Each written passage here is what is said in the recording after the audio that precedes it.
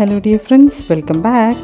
എല്ലാവർക്കും സുഖമാണല്ലോ അല്ലേ? നമുക്കിന്ന് നല്ലൊരു ബ്രേക്ക്ഫാസ്റ്റ് അല്ലെങ്കിൽ ഡിന്നറിന് കഴിക്കാൻ പറ്റുന്ന ഒരു റെസിപ്പിയാണിത്. അപ്പോൾ ഞാൻ തയ്യാറാക്കാൻ വേണ്ടി പോകുന്നത് പുട്ടും മുട്ടയാണ്. വ്യത്യസ്തമായ രീതിയിൽ ഒട്ടും എണ്ണയില്ലാണ്ട് നമുക്ക് തയ്യാറാക്കിയെടുക്കാൻ പറ്റുന്ന ഒരു റെസിപ്പി. അതിനായിട്ട് ഞാനിപ്പോൾ ഇവിടെ ഒരു പാത്രത്തിൽ 1 കപ്പ് പുട്ടുപൊടി എടുക്കുന്നുണ്ട്. അപ്പോൾ ഞാനിവിടെ ഉപയോഗിച്ചിരിക്കുന്നത് നല്ല നൈസായിട്ട് പൊടിച്ചെടുത്ത പുട്ടുപൊടിയാണ്, തരി ഒട്ടും ഇല്ലാത്ത പുട്ടുപൊടി. അപ്പോൾ 1 കപ്പ് പുട്ടുപൊടിയിലേക്ക് ഞാനൊരു 1/2 കപ്പ് തേങ്ങ ചിരകിയതും കൂടെ ചേർത്ത് കൊടുക്കുന്നുണ്ട്. അപ്പോൾ ഈ പുട്ടുപൊടിയിലേക്ക് തേങ്ങയും കൂടെ ഇങ്ങനെ ചേർത്ത് നമ്മൾ തയ്യാറാക്കുമ്പോൾ നല്ല ടേസ്റ്റാണ് കേട്ടോ. ഇതുവരെയും ഈ രീതിയിൽ തയ്യാറാക്കിയിട്ടില്ലെങ്കിൽ ഇനി ഒന്ന് ചെയ്ത് നോക്കുള്ളൂ. അപ്പോൾ ഇതോടൊപ്പം നമുക്ക് ഒരു മണത്തിനായിട്ട് ഒരല്പം ജീരകം ചേർത്ത് കൊടുക്കാം. 1/2 ടീസ്പൂൺ ജീരകം ചേർത്ത് കൊടുക്കുന്നു. ഇതോടൊപ്പം തന്നെ നമ്മുടെ പുട്ടുപൊടിയിലേക്ക് ആവശ്യത്തിനുള്ള ഉപ്പും കൂടെ നമുക്ക് ചേർത്ത് കൊടുക്കാം. അപ്പോൾ 1 കപ്പ് അരിപ്പൊടി, 1/2 കപ്പ് തേങ്ങ തിരുമിയത്, 1/2 സ്പൂൺ ജീരകം, ഒരല്പം ഉപ്പ്, ഇതെല്ലാം കൂടെ ചേർത്തിട്ട് നമുക്ക് ഒരല്പം വെള്ളം ചേർത്ത് നന്നായിട്ട് പുട്ടിനോണം കുഴച്ചെടുക്കാം. അപ്പോൾ വെള്ളത്തിൻ്റെ അളവൊക്കെ നമ്മൾ ഉപയോഗിക്കുന്ന പുട്ടുപൊടിയിനനുസരിച്ചിട്ട് വ്യത്യാസം വരും കേട്ടോ. അപ്പോൾ ഞാനിപ്പോൾ ഇവിടെ 1 കപ്പ് വെള്ളം എടുത്ത് വെച്ചിട്ടുണ്ട്. അതിൽ നിന്ന് അല്പാൽപമായിട്ട് ഒഴിച്ചു കൊടുത്ത് നമുക്ക് നന്നായിട്ട് പുട്ടുപൊടി ഒന്ന് കുഴച്ചെടുക്കാം കേട്ടോ. നല്ല രീതിയിൽ കൈകൊണ്ടൊന്ന് തിരുമ്മി കുഴച്ചെടുക്കണം. അപ്പോൾ നമ്മുടെ ജീരകത്തിൻ്റെ മണമൊക്കെ പുട്ടുപൊടിയിലേക്ക് ഇറങ്ങും കേട്ടോ. അതിന് വേണ്ടിയിട്ടാണ് വെള്ളം അല്പാൽപ്പമായിട്ട് ഒഴിച്ചു കൊടുക്കുക. ഇങ്ങനെ പല പ്രാവശ്യം അല്പാൽപമായിട്ട് ഒഴിച്ചു കൊടുത്ത് നന്നായിട്ട് പൊടി നമുക്ക് കുഴച്ചെടുക്കാം. അപ്പോൾ ഈ പുട്ടുപൊടി നനഞ്ഞിട്ടുണ്ടോ എന്ന് അറിയണമെങ്കിൽ ഇതുപോലെ കയ്യിലെടുത്തൊന്ന് ഉരുട്ടി നോക്കുക. ഇതുപോലെ ഉരുട്ടിയെടുക്കാൻ പറ്റുന്നുണ്ടെങ്കിൽ പുട്ടുപൊടിയിൽ നനവ് ആവശ്യത്തിനായിട്ടുണ്ടെന്നാണ് അർത്ഥം. ഉരുട്ടിയെടുത്ത പുട്ടുപൊടി നമ്മൾ കൈകൊണ്ട് പൊടിച്ചെടുത്താൽ തിരുപ്പി വീണ്ടും അത് പൊടിയായിട്ട് വീഴണം കേട്ടോ. അതാണ് പുട്ടുപൊടീൻ്റെ നനവ് കറക്റ്റാണെന്ന് നമുക്ക് മനസ്സിലാക്കാൻ പറ്റുന്ന പാകം. അപ്പോൾ ഇനി പുട്ടുപൊടി ഇവിടെ ഇരിക്കട്ടെ. ആ സമയത്തിൽ നമുക്ക് ഒരു പുട്ടുകുടത്തിൽ വെള്ളം ഒന്ന് ചൂടാക്കിയെടുക്കാം. അപ്പോൾ ഞാൻ പുട്ടുകുടത്തിൽ വെള്ളം ചൂടാക്കാൻ വെച്ചിരുന്നു. അത് നന്നായിട്ട് ചൂടായി വന്നിട്ടുണ്ട്. അപ്പോൾ ഞാനിവിടെ ഒരു ചിരട്ട പുട്ടൊക്കെ ഉണ്ടാക്കുന്ന പാത്രത്തിലാണ് പുട്ടുണ്ടാക്കുന്നത്. നിങ്ങൾ സാധാരണ പുട്ടുകുഴലിലിട്ട് നമ്മൾ ഇടയ്ക്ക് തേങ്ങയൊക്കെ ഇട്ട് പുട്ട് തയ്യാറാക്കില്ലേ, അതുപോലെ റെഡിയാക്കിയാൽ മതി കേട്ടോ. അപ്പോൾ ഞാനിവിടെ ഈ ചിരട്ടപ്പുട്ടിൻ്റെ അച്ചിലാണ് പുട്ട് തയ്യാറാക്കുന്നത്. അടിയിലേക്ക് നമ്മൾ ചില്ലിട്ട് കൊടുക്കുക, ഒരല്പം തേങ്ങ ഇട്ട് കൊടുക്കണം. ഇനിയിപ്പോൾ ഈ പാത്രം നിറയുന്നിടം വരെ നമ്മൾ അതിലേക്ക് പുട്ടുപൊടി ചേർത്ത് കൊടുക്കുക കേട്ടോ. ഇനി ഇതൊന്ന് ലൈറ്റായിട്ടൊന്ന് ഷേപ്പ് ചെയ്ത് കൊടുക്കുക. ചെറുതായിട്ടൊന്ന് അമർത്തി കൊടുക്കുക. നന്നായിട്ട് അമർത്തി വയ്ക്കാൻ പാടില്ല, ചെറുതായിട്ടൊന്ന് അമർത്തി കൊടുത്താൽ മാത്രം മതിയാവും കേട്ടോ. അപ്പോൾ ഈ രീതിയിൽ തയ്യാറാക്കിയെടുത്ത പുട്ടുപൊടി അതിൻ്റെ അടപ്പ് വെച്ച് മൂടിയിട്ട് നമുക്ക് ചൂടായിരിക്കുന്ന നമ്മുടെ പുട്ടുപാത്രത്തിൻ്റെ മുകളിലേക്ക് വെച്ച് വേവിച്ചെടുക്കാം കേട്ടോ. അപ്പോൾ ഞാൻ പുട്ടുപാത്രത്തിൽ വെള്ളം ചൂടാക്കാൻ വെച്ചിരുന്നു. അതിൽ നന്നായിട്ട് ആവി വന്നതിന് ശേഷം മാത്രമേ നമ്മൾ വയ്ക്കാൻ പാടുള്ളൂ. ഇതേ കണ്ടില്ലേ, പാത്രത്തിൽ നിന്ന് ആവി വരാൻ തുടങ്ങിയിട്ടുണ്ട്. ഇനിയിപ്പോൾ നമുക്കിതിലേക്ക് നമ്മുടെ പുട്ട് പാത്രം വെച്ച് കൊടുക്കാം കേട്ടോ. ഇനി ഇത് വെന്ത് വരുമ്പോഴേക്കും ഈ അടപ്പിലുള്ള ഓട്ടകളിലൂടെ സ്റ്റീം പുറത്ത് വരും കേട്ടോ. അപ്പോൾ അത് കാണുമ്പോൾ നമുക്ക് മനസ്സിലാവും വെന്തോന്നും. അതുവരെയും നമുക്കൊന്ന് വെയിറ്റ് ചെയ്യാം. ഇപ്പോൾ നോക്കി ഏതാണ്ട് ഒരു 5 മിനിറ്റ് കഴിഞ്ഞിട്ടുണ്ട്. നമ്മുടെ പുട്ടിൽ നിന്ന് ആവി വരാൻ തുടങ്ങിയിട്ടുണ്ട്. പക്ഷേ നമ്മൾ ആവി കണ്ട ഉടനെ തന്നെ എടുക്കാൻ പാടില്ല. ആവി വന്നതിന് ശേഷം ഒരു 5 മിനിറ്റ് കൂടെ അങ്ങനെ തന്നെ ഇരിക്കട്ടെ. അതിന് ശേഷം മാത്രമേ പുട്ട് നമ്മൾ പാത്രത്തിലേക്ക് മാറ്റാൻ പാടുള്ളൂ. ഇപ്പോൾ ഏതാണ്ട് ആവി വന്നിട്ട് ഒരു 5 മിനിറ്റ് ആയിട്ടുണ്ട്. ഞാൻ പുട്ടെടുത്ത് മാറ്റുന്നുണ്ട്. ഇനിയിപ്പോൾ നമുക്കിതൊരു പാത്രത്തിലേക്ക് കമഴ്ത്തി കൊടുക്കാം കേട്ടോ. ഇതേ നോക്കി വളരെ അനായാസം നമുക്ക് തയ്യാറാക്കി എടുക്കാൻ പറ്റുന്ന നല്ലൊരു പുട്ട് തയ്യാറായിട്ടുണ്ട്. അപ്പം നമ്മളിതിലേക്ക് ജീരകമൊക്കെ ചേർത്തുകൊണ്ട് നല്ലൊരു മണവും വരണ്ട കേട്ടോ ഈ പുട്ടിന്. അപ്പം നിങ്ങൾ ഇതുവരെയും ഈ രീതിയിൽ ജീരകമൊക്കെ ചേർത്ത് തയ്യാറാക്കിയിട്ടില്ലെങ്കിൽ ഒന്ന് ട്രൈ ചെയ്ത് നോക്കൂ, നിങ്ങൾക്ക് ഇഷ്ടമാവും. നല്ല ടേസ്റ്റാണ്. അപ്പം നമ്മുടെ പുട്ട് ഇതാ തയ്യാറായിട്ടുണ്ട്. ഇനിയിപ്പോൾ ബാക്കിയുള്ള മാവ് വെച്ചിട്ട് നമുക്ക് ഇതേ രീതിയിൽ തന്നെ പുട്ട് തയ്യാറാക്കി എടുക്കാം കേട്ടോ. അപ്പം ഞാനിവിടെ 1 കപ്പ് പുട്ടുപൊടിയാണ് എടുത്തത്. അതിലെനിക്ക് ഒരു 3 പുട്ട് ഇതേ രീതിയിൽ തയ്യാറാക്കിയെടുക്കാൻ സാധിക്കും കേട്ടോ. അപ്പോൾ ഇതിപ്പോൾ നല്ല വലിപ്പമുള്ള പുട്ടാണ്. നിങ്ങൾ ഈ പാത്രം ഇല്ലെങ്കിൽ കുഴപ്പമൊന്നുമില്ല. നമ്മുടെ സാധാരണ പുട്ടുകുറ്റിയിൽ ഇടയ്ക്കിടയ്ക്ക് തേങ്ങ ഇട്ട് കൊടുത്ത് മാവ് നിറച്ച് ഇതുപോലെ ആവിയിലൊന്ന് വേവിച്ചെടുത്താൽ മതിയാവും കേട്ടോ. ചെറുതായിട്ടൊന്ന് ലെവൽ ചെയ്ത് കൊടുത്തിട്ട് ചെറുതായിട്ടൊന്ന് അമർത്തി കൊടുക്കുക കേട്ടോ. ഇനിയിപ്പോൾ ഇത് മൂടി വെച്ച് നമുക്ക് പുട്ടുപാത്രത്തിൽ വെച്ചിട്ട് വേവിച്ചെടുക്കാം. അപ്പോൾ ഈ രീതിയിൽ നമുക്ക് മുഴുവൻ പുട്ടും തയ്യാറാക്കിയെടുക്കാം.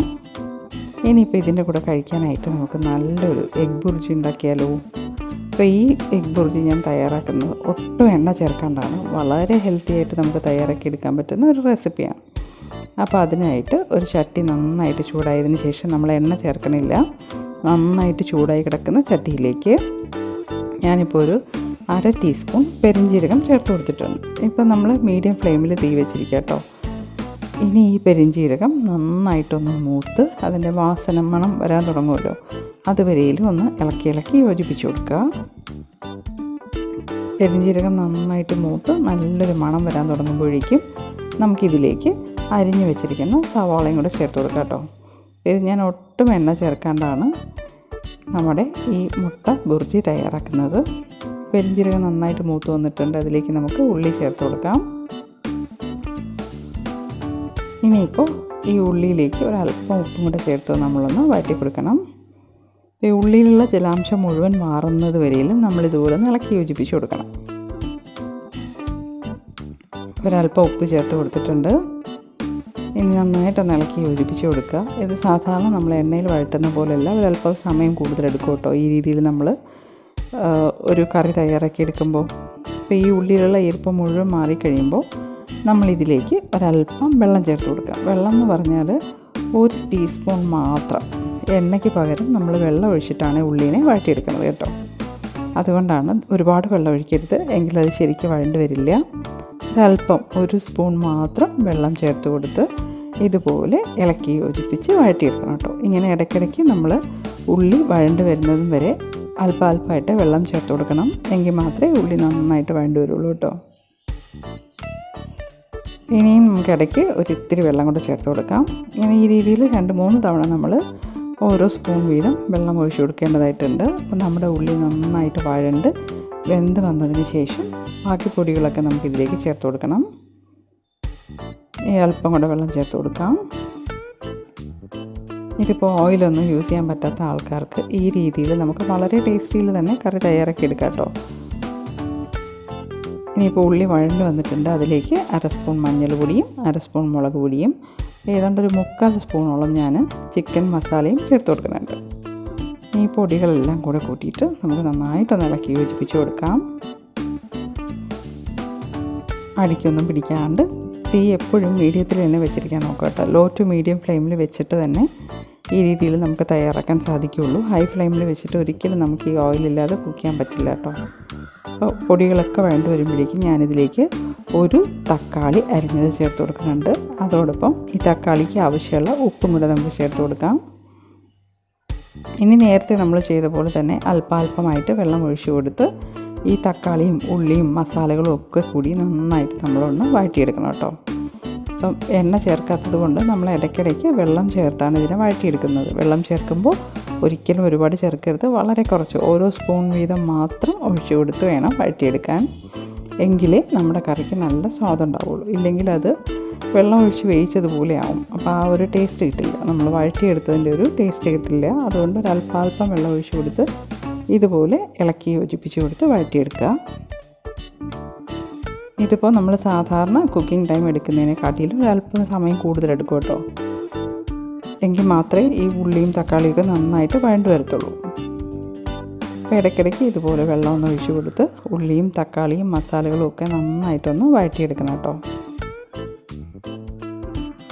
നമ്മുടെ മസാലകളുടെയൊക്കെ പച്ചമണമൊക്കെ മാറി ഉള്ളിയും തക്കാളിയും ഒക്കെ നന്നായിട്ട് വഴണ്ട് വരണം. അതുവരെയിൽ നമ്മൾ ഇടയ്ക്കിടയ്ക്ക് ഇതുപോലെ വെള്ളം ഒഴിച്ച് കൊടുത്ത് ഇളക്കി യോജിപ്പിച്ച് കൊടുത്ത് വഴറ്റിയെടുക്കുക. ഈ രീതിയിൽ നമ്മൾ തയ്യാറാക്കുമ്പോൾ ഒരു തുള്ളി പോലും നമുക്ക് എണ്ണയുടെ ആവശ്യം വരുന്നില്ല കേട്ടോ. ഇത് നോക്കി, ഇപ്പം നമ്മുടെ ഉള്ളിയും തക്കാളിയും ഒക്കെ നന്നായിട്ട് വഴണ്ട് വന്നിട്ടുണ്ട്. ഇനിയിപ്പോൾ നമ്മൾ തയ്യാറാക്കാൻ പോകുന്ന എഗ് ബുർജിയാണല്ലോ. അപ്പോൾ ഇതിലേക്ക് ഞാൻ ഒരു 3 കോഴിമുട്ട ചേർത്ത് കൊടുക്കുന്നുണ്ട്. ഈ മുട്ട നമുക്ക് പൊട്ടിച്ച് ഇതിലേക്ക് ഒഴിച്ചു കൊടുക്കാം. അപ്പോൾ മുട്ടയുടെ അളവൊക്കെ നമുക്ക് കൂട്ടുകയും കുറയ്ക്കുകയൊക്കെ ചെയ്യാം കേട്ടോ. ഇതിപ്പോൾ ഈ ഒരു അളവിൽ നമ്മൾ 3 മുട്ട ചേർക്കുന്നതാണ് കറക്റ്റ്. ഈ മുട്ടയിലേക്ക് ആവശ്യത്തിനുള്ള ഉപ്പൂടെ ചേർത്ത് കൊടുക്കാം. നന്നായിട്ടൊന്ന് ഇളക്കി യോജിപ്പിച്ച് കൊടുക്കുക. ഇനി ഈ മുട്ട നന്നായിട്ട് വെന്ത് വരുന്നത് വരെ ഇതുപോലെ ഇളക്കി യോജിപ്പിച്ച് കൊടുത്തുകൊണ്ടേ ഇരിക്കണം കേട്ടോ. പാത്രത്തിൻ്റെ അടി നന്നായിട്ട് താഴ്ത്തി ഇളക്കി കൊടുക്കുക, ഇല്ലെങ്കിൽ അടിക്ക് പിടിക്കും കേട്ടോ.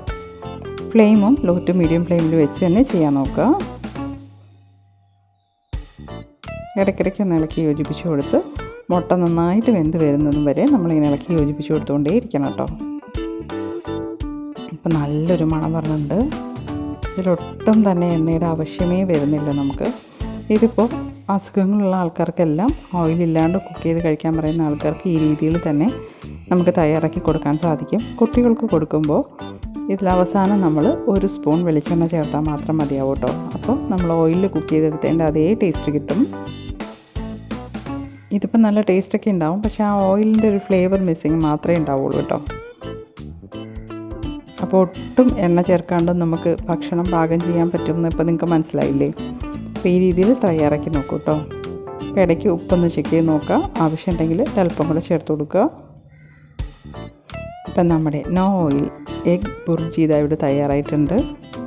മുട്ട വരട്ടിയത് ഇത് റെഡി ആയിട്ടുണ്ട്. ഇനിയിപ്പോൾ ഇതിൻ്റെ ഫ്ലേവർ ഒന്നുകൂടെ എൻഹാൻസ് ചെയ്യാനായിട്ട് ഞാനിപ്പോൾ ഇതിലേക്ക് ഇതേ കണ്ടില്ലേ, ഒട്ടും എണ്ണ ചേർക്കാതെ നമ്മൾ എത്ര നന്നായിട്ട് അത് റെഡിയാക്കി എടുത്തത്. ഇനി ഇതിലേക്ക് അവസാനം നമുക്ക് ഒരു പച്ചമുളക് ചെറിയ കഷ്ണങ്ങളായിട്ട് അരിഞ്ഞതോടെ ചേർത്ത് കൊടുക്കാം. ഈ പച്ചമുളക് ചേർക്കുക വഴി എരിയൊന്നും വരില്ല. ഈ മുട്ടയിൽ ചൂട് കൊണ്ടിട്ട് പച്ചമുളകിൻ്റെ ഫ്ലേവറൊക്കെ ഇതിലേക്ക് ഇറങ്ങിയിട്ട് നല്ല ടേസ്റ്റ് ഉണ്ടാവും കേട്ടോ. അപ്പോൾ ഇതിൽ വേണമെങ്കിൽ പുതിനയില മല്ലിയിലൊക്കെ നമുക്ക് ചേർക്കാം കേട്ടോ. ഞാനിപ്പോൾ ബേസിക് ഇൻഗ്രീഡിയൻസ് മാത്രം വെച്ചിട്ട് തയ്യാറാക്കുന്ന ഒരു സിമ്പിൾ എഗ് ബുർജിയാണ്. ഇതും നമ്മുടെ പുട്ടും നല്ല കോമ്പിനേഷനാണ്. നിങ്ങൾ ഒരിക്കലെങ്കിലും ഇതുപോലെ ട്രൈ ചെയ്ത് നോക്കൂ, നിങ്ങൾക്ക് ഇഷ്ടമാവും. നമ്മൾ പുട്ടിൽ പയറൊക്കെ കൂട്ടി കഴിക്കുന്നില്ലേ, അതിന് പകരം ഈ എഗ് ബുർജി പുട്ടിനോട് ചേർത്ത് നന്നായിട്ട് കഴിച്ച് നോക്കി എന്താ ടേസ്റ്റാണെന്നറിയോ? വളരെ ടേസ്റ്റി ആയിട്ടുള്ള നമ്മുടെ പുട്ടും മുട്ട വരട്ടിയതും റെഡി ആയിട്ടുണ്ട്. അപ്പോൾ ഇതേ രീതിയിൽ നിങ്ങളും തയ്യാറാക്കി നോക്കുക. വളരെ ഹെൽത്തി ആയിട്ടുള്ള റെസിപ്പിയാണ്. നമുക്ക് ബ്രേക്ക്ഫാസ്റ്റിനോ ഡിന്നറിനോ എപ്പോൾ വേണമെങ്കിലും കഴിക്കാൻ പറ്റുന്ന നല്ലൊരു റെസിപ്പി. അപ്പോൾ ഒട്ടും എണ്ണയില്ലാണ്ട് നമുക്ക് നല്ല ടേസ്റ്റിലൊരു ബുർജിമ തയ്യാറാക്കി എടുക്കാമെന്ന് മനസ്സിലായില്ലേ? അപ്പോൾ ഇതേ രീതിയിൽ നിങ്ങളും തയ്യാറാക്കി നോക്കുക. വീഡിയോ ഇഷ്ടപ്പെട്ടെങ്കിൽ ലൈക്ക് ചെയ്യാനും ഷെയർ ചെയ്യാനും കമൻറ്റ് ചെയ്യാനും ഒന്നും മറക്കണ്ട. ആദ്യമായിട്ട് കാണുന്ന കൂട്ടുകാർ എപ്പോഴും പറയുന്ന പോലെ ചാനലിലൂടെ ഒന്ന് സബ്സ്ക്രൈബ് ചെയ്ത് സപ്പോർട്ട് ചെയ്യാം കേട്ടോ. അപ്പോൾ വീണ്ടും ഇതുപോലുള്ള നല്ല റെസിപ്പീസായിട്ട് വരുന്നത് വരെ thank you for watching and keep on watching LK's നാടൻ അടുക്കള.